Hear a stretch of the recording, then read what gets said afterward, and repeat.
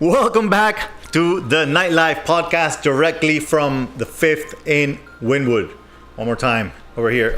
Today we are going to be touching on a subject that we haven't talked about before, and is the relationship between club owners and club promoters. And for that, I want to welcome my friend Fernando. How are you? To the show. Julio. Good, my man. Good, my man. Good. And the show. No, thank you, brother.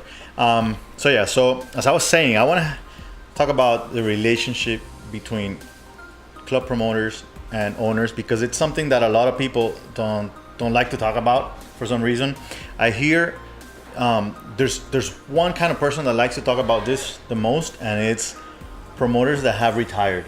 Yeah. But anybody that's in the business at the time, if they talk about the subject, it's kind of quietly and hush hush. Yes, and and that's one of the first issues, is the fact that people don't want to, I guess, be upfront about how they feel or what they think. And they also don't want to reveal their business strategy, because behind the promoter and a business owner, there's a strategy also. It's a business strategy. Right. And the contract it's sometimes it's a verbal contract and sometimes it's a written contract, and the ideology is creating a bridge of trust between the promoter and the club owner to start a relationship. Right. And then the bridge of trust is built upon the start of the work between both parties. That means that once the promoter starts working with the club, basically they start doing events together, or nights, or a specific night. Right. And there's the trust of the promoter on the ownership to provide the required venue with the required staff, ready for an event or for a party itself. And basically the communication between the club promoter and the owner is how many people are expected, because basically everything relates to cost. Right. So when you have an event that you don't foresee the amount of people you're bringing, you might create a tension with the venue, because you will put the venue at a position of overexpending for your event, and that becomes an issue, because at the end it fires back to the promoter, because over-promising and under-producing is one of the issues that a lot of promoters have. Usually it's the biggest issue, and once that is broken, that means that the promoter shows numbers and shows effectivity on a night basis. If it's a long-term relationship, it grows the ability of the promoter to not only grow the party but also have the venue invest on their party. Right. So guys, if you're a promoter out there, make sure you're not over promising anything that you're not capable of doing. Now, on the other hand, there's also an issue if it's the other way around. If the promoter under promises and then you guys are killed by a lot of people, and then that you did not expect, but how usually do you handle that? Venues that have been working for longer than a year, they start learning how to create a backup staff.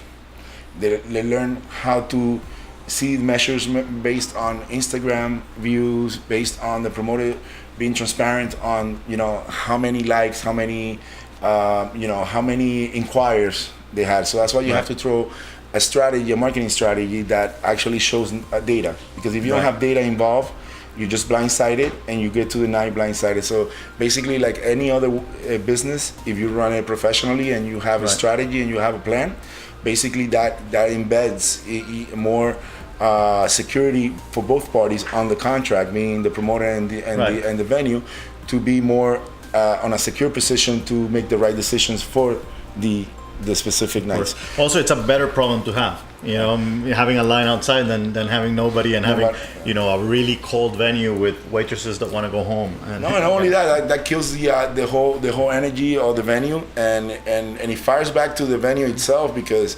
it kind of like embeds a lack of trust on the venue from the staff, from the customers that already paid an entrance, or that already came in and paid an entrance. And basically the idea is to be sure that we have a strategy for that not to happen. So the growth, it's not only momentaneously also, but also over time, you know? Because sometimes the venues are not ready and they can kill the promoter also, because if the venue does not show that it's ready to accommodate a party that the promoter had planned, it also can fire back to the promoter for its image and its branding. So it's kind of like it has to be a lines of communication between the promoter and the ownership of the venue from the beginning, from the start. Right. And if it's an ongoing party, it has to be on a weekly basis that there's a strategy to correct errors in the past and make the event or the party itself better for the following event. Right. So I've been on both sides of the coin. So I as a promoting company, marketing company, and also as an owner of different venues. And what makes it easier for us to make a good deal with a promoter is that having been on both sides. Now, one of the issues that I run into a lot is that venues, when I'm working as a promoter, as a promoting company, and I'm dealing with a venue, a lot of the owners have some kind of we are on one team and you're on another kind of relationship, which I hate. Which, by the way, I have to mention that we are starting a new work relationship, and I feel completely on the same team. Which is a good vibe, very positive. But how do you deal with that? What do you normally basically do? if like any business, when you do a business, you gotta start with costing, and planning, and a lot of venues on a desperate move, they offer deals that are very, very hard to balance both sides to work as a team. Right. Because most of the promoters are on some deals are, and we go back, and I want to make a little point here. The deal is as important as the relationship. Yes. So basically, every promoter always is going to ask for a deal. And what is the deal? Right. So basically, if the deal is not balanced and you got to overpromise percentages, etc., door versus bar, you have a problem, because if the promoter doesn't give a stake of the door to the venue, the venue doesn't feel that it has to actually invest back into the promoter to do a better show, to produce better an event, to create a theme for the event, and be able to grow the party over time. Because there's with any party, you might have a great night and then suddenly you start dying out because you're not putting the work, and the work involves that you actually, as a promoter, you create an idea for every party that actually allures people to come from other parties that didn't go to those other parties the week before. And remember, you always have competition, and the competition is always gonna build up, some momentum for the new party based on what you just did. So you always, your competition grows with your growth. That means that you cannot stay put thinking that you have the best party in town, because the competition is going to have a strategy to come in and compete with you, and it's part of the game. And I think it's beautiful because it makes you be a better professional if you are really serious about taking this as a career. That that you need to all the time be improving yourself to be better. So if you stay put, you're not going to be able to compete. So competition, like in any sport or any business, it's healthy, because it keeps you on your toes for new creativity to be involved in the game. On the venue side, I think improving facility, improving access to the bathrooms, improving crowd controls, making sure the table service is up to point based on the sales of the table. You expect the customer when they go into a club and they buy a table and they spend more money than in the bar, they have high expectations. So basically, it's time to accommodate those expectations on a night that is full of people, and make sure that your staff it's up to the point of offering the best customer service to your clients, because that goes back side to side. And so I believe the deal has to be balanced, and don't go for those deals that they look very promising, because eventually they will fire back to you because the venue is not in the capability of meeting that deal based on costing. But by the way, anything you guys hear over 20% of the bar, 100% of the door, and 20% of the bar, and over that, run. It's not real, or you're gonna drain that club. You're gonna kill it, or there might be some venues that might have like super wonderful deals at the venue, and they're paying no rent, or their staff is not charging them. Sure, but the reality is that it's a business that it has to be profitable for both, which, by the way, you're going to get an episode on those deals and the different kinds of deals and all that probably next week. Let me ask you another question. When you are from the owner's side of the business and you're dealing with promoters that are working at the competition, you know, they're doing a Thursday night at a venue that might be your competition on Friday. Correct. How do you deal with the information, like your strategy, whatever you work with, like, because you got to give the promoter as much as you can, but at the same time, how do you hold on and know, okay, I cannot give so much, because what if they do the same thing for my competition and now it's no longer my strategy? It's always also in a competition. Basically, as a venue, you compete with another venue. You don't compete with a promoter.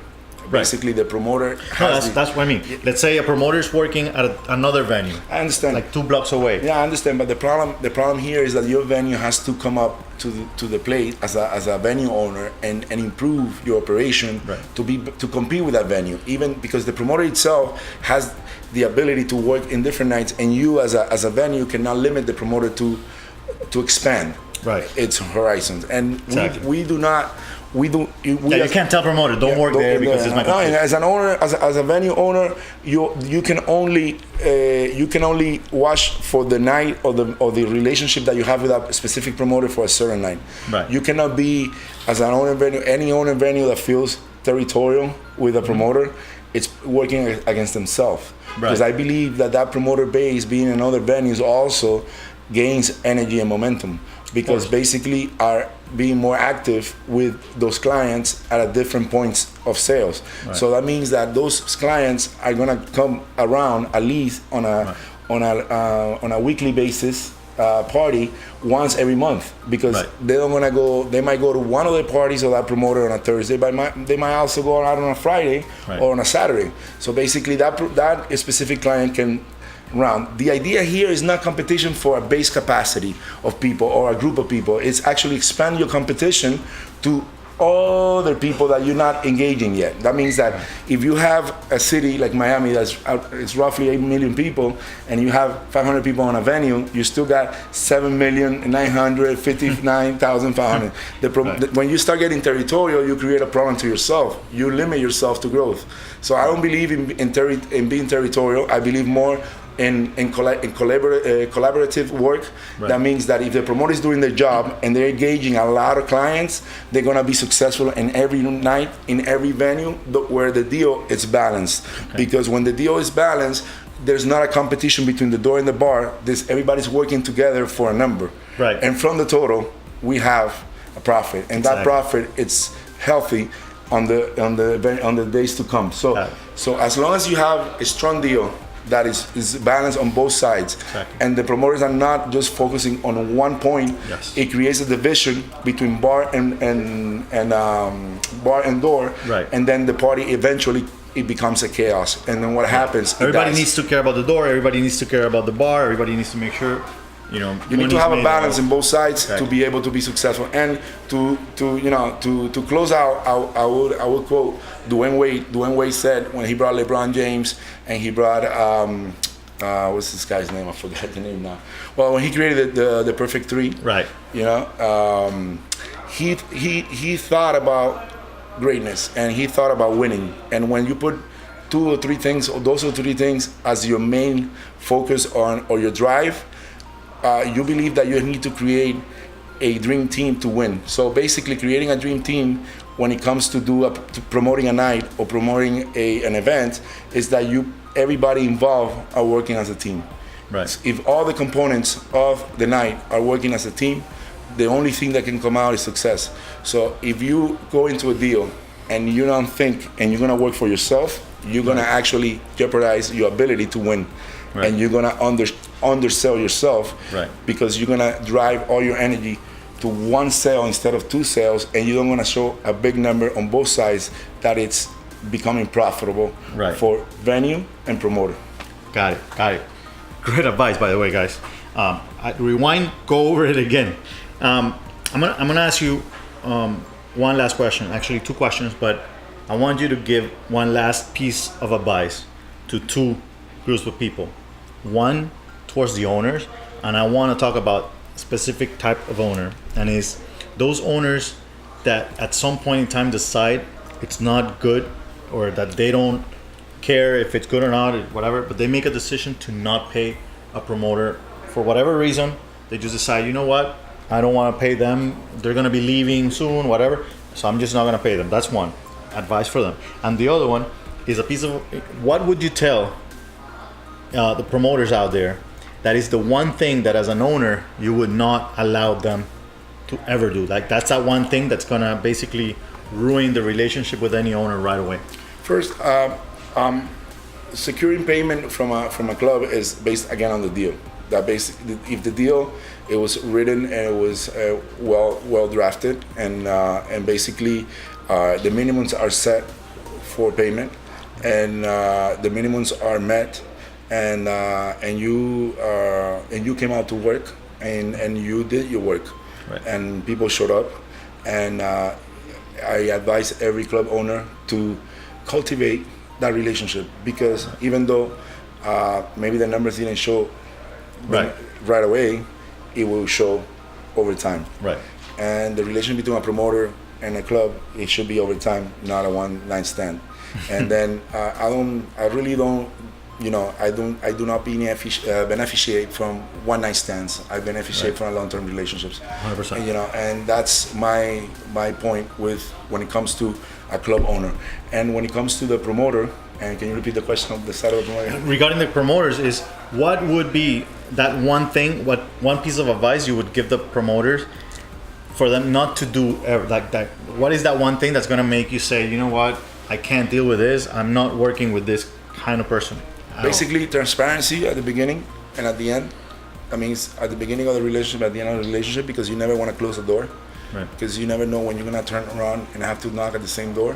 Yes. And usually when the relationship is strong and the relationship it was done the right way, and right. and both parties ended up in good terms. Yes. I think in any work that you do, I don't think it's only on the nightlife. Oh, yeah. You can never shut the door behind you. Guys, transparency, man. Because that's super important. Eventually, sometimes it's questions of pennies and dimes. Right. And you're just forgetting about the bigger picture. You're not here for one party. You're here for a career. Exactly. So if you're here for one party, you're penny and diming, you're wrong. Right. You will have a problem. Right. You won't grow. Yeah, I remember episode 3, which is actually episode 2 in the first season with Alex Cowdy. We were talking about all the clubs that owed us money, and we have probably about 130 grand out there that are owed to us from different nightclubs. But what people don't know is we are in our second and third terms with some of those places, because with time we look around and we go like, there's no other places to go or to work, and we just have all these people to take somewhere. So we end up working with people that owe us money from before, but we just build a new relationship with a new manager or a new owner or something different things. Always leaving a door open. Over time you need to find the formula, so you never find yourself in a ditch. That means that always the deal, we go back to the deal, yes. cannot be over-promising, because you cannot over-promise something that you cannot meet. The promoter on each side. We are in the USA. Get it in writing. If you guys don't feel that you trust 100% the transparency, either side, make sure it's in writing. If you trust the word and you want to, go ahead and do it. I think feel comfortable. If you close with a venue and you already have an established relationship, you always consult with a venue. The ideas about you maybe missing one night because you're doing an event somewhere else. Right. That could affect the life of that party, because eventually you're affecting the numbers. Right. So it always has to be a transparency on both sides, that that once you go into a working relationship, both sides respect each other in a way that it doesn't circumvent that relationship, because sometimes you think that you might be winning a little bit more, but you might be going back on time. And if you've been working with a venue, and that when you're already doing business with some venues, you need to make sure that you build on those relationships instead of just detrimenting the relationship. So always is about that you need to grow your business, but you need to grow your business caring about the business contracts that you have established, or your clients. Right. And your clients as a promoter is two clients: the business the ownership of the venue, and the physical clients that go to your party. So Yes. you need to find a balance between those two of your clients and find the balance on the deal. Yeah. And that's Make them both happy. make both happy. Exactly. Yeah. That's the Right. that's the difficulty of It the is. business. It is. Hey, Fernando, I want to brother. thank you so much Thank you for having me on your show. not for man. coming. I actually came to you today. Remember, guys, you got to come over to this venue, 5th in Miami. Right now, this location we're at today is the one in Wynwood. You're going to be seeing a lot of 5ths everywhere. And remember to get the book on Amazon. Don't forget, and go follow LMG at all of our parties. You follow me at the Nightlife Entrepreneur on Instagram. Get Nightlife Podcast is where you find all the episodes, and you find us on iTunes, Spotify, Podomatic, YouTube. And what about the 5th? Where do you? We have Friday. We have a special event. There you go. And basically, this event is gonna have a special artist, and his name is Coscuyuela. See, finally we announced it. We've been announcing a surprise concert. So yes, Coscuyuela this Friday, it's gonna be- 25th this is at 5th in downtown Miami. Google us, you'll find it on LMG. You'll find it right there. So. And Want to say basically, anything else? this is the beginning of a relationship on a new Friday, and I think we're gonna have success, and I think we're gonna Yes. take it from here, and you guys are gonna be able to presence how it goes from start to the end, and we're Right. gonna keep updating you guys. If you see me around here more, it's probably because we're doing good business together. All right, guys. We'll see you guys next week. God bless you.